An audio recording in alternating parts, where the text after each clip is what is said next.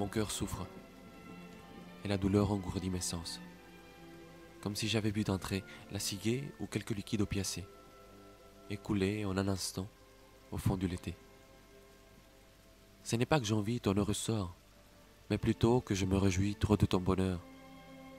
Quand tu chantes, dryade de bois aux ailes légères, dans la mélodie d'un bosquet, de hêtres verts et d'ombre infinie, l'été dans l'aise de ta gorge déployée. Oh, une gorgée de ce vin, rafraîchi dans les profondeurs de la terre, ce vin au goût de flore, de vertes campagnes, de danse, de chants provençal et de joie solaire. Oh, une coupe pleine de sud brûlant, pleine de la vraie hypocrène, si rougissante, où brillent les perles des bulles au bord des lèvres empourprées.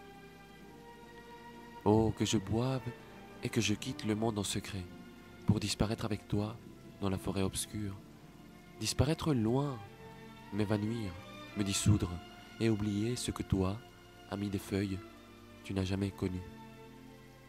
Le souci, la fièvre, le tourment d'être parmi les humains qui s'écoutent gémir, tandis que la paralysie n'agite que le dernier cheveu, tandis que la jeunesse pâlit, spectrale et meurt, tandis que la pensée ne rencontre que le chagrin et les larmes du désespoir, tandis que la beauté perd son œil lustral et que l'amour nouveau languit en vain.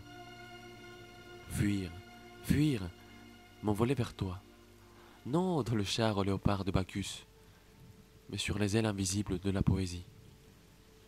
Même si le lourd cerveau hésite, je suis déjà avec toi, tendre est la nuit, et peut-être la lune reine sur son trône s'entoure-t-elle déjà d'une ruche de fées, les étoiles, mais je ne vois ici aucune lueur, sinon ce qui surgit dans les brises du ciel, à travers les ombres verdoyantes et les mousses éparses.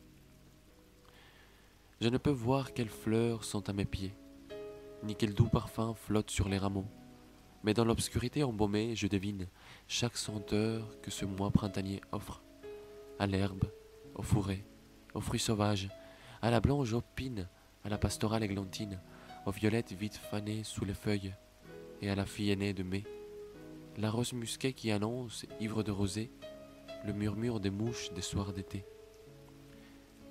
Dans le noir, j'écoute. Oui, plus d'une fois, j'ai été presque amoureux de la mort, et dans mes poèmes, je lui ai donné de doux mots, pour qu'elle emporte dans l'air mon souffle apaisé. À présent, plus que jamais, mourir semble une joie. Oh, cesser d'être, sans souffrir, à minuit, au moment où tu réponds ton âme dans la même extase, et tu continuerais à chanter à mes oreilles vaines ton haut requiem à ma poussière. Immortel rossignol, tu n'es pas un être pour la mort. Les générations avides n'ont pas foulé ton souvenir. La voix que j'entends dans la nuit fugace fut entendue de tout temps par l'empereur et le rustre. Le même chant peut-être s'est effrayé un chemin jusqu'au cœur triste de Ruth, exilée, languissante, en larmes au pays étranger. Le même chant a souvent ouvert, par magie, une fenêtre sur l'écume des mers périlleuses au pays perdu des fées. Perdu! Ce mot sonne inglat qui m'arrache de toi et me rend à la solitude.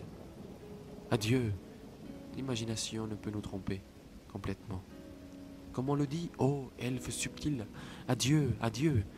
Ta plaintive mélodie s'enfuit, traverse les prés voisins, franchit le calme ruisseau, remonte le flanc de la colline et s'enterre dans les clairières du vallon. Était-ce une illusion? Un songe éveillé? La musique a disparu. Ai-je dormi? Suis-je réveillé?